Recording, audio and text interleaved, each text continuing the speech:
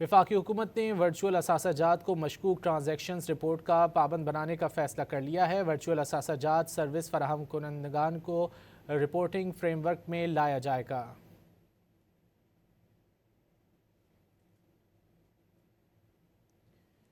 وفاقی حکومت نے ورچوئل اثاثہ جات کو مشکوک ٹرانزیکشنز رپورٹ کا پابند بنانے کا فیصلہ کر لیا ہے۔ ورچوئل اثاثہ جات سروس فراہم کنندگان کو رپورٹنگ فریم ورک میں لایا جائے گا۔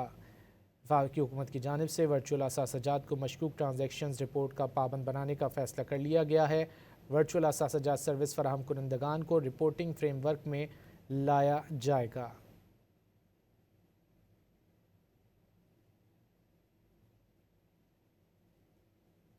وفاقی حکومت نے ورچوئل اثاثہ جات کو مشکوک ٹرانزیکشنز رپورٹ کا پابند بنانے کا فیصلہ کر لیا ہے۔ مزید جانیں گے ڈان نیوز کے نمائندے طاہر شیرانی سے۔ طاہر، کیا تفصیلات ہیں؟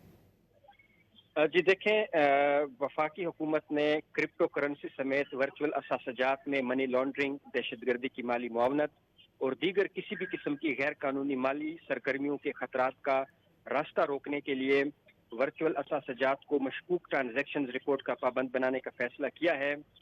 ورچوئل اثاثہ جات سروس فراہم کنندگان کو نئے مالی سال سے قبل رپورٹنگ فریم ورک میں لایا جائے گا، یعنی جو بھی غیر معمولی مالی جو ایکٹیویٹی ہوگی اس کو جو ورچوئل اثاثہ جات سروس فراہم کنندگان ہے وہ ایس ٹی آر یعنی سسپیشیس ٹرانزیکشن رپورٹ کی صورت میں فائنینشیل مانیٹرنگ یونٹ کو رپورٹ کریں گے۔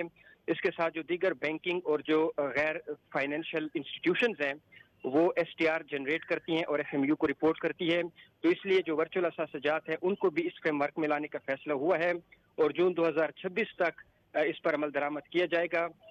سرکاری دستاویزات کے مطابق ورچوئل اثاثہ جات سروس فراہم کنندگان کو رجسٹر کیا جائے گا۔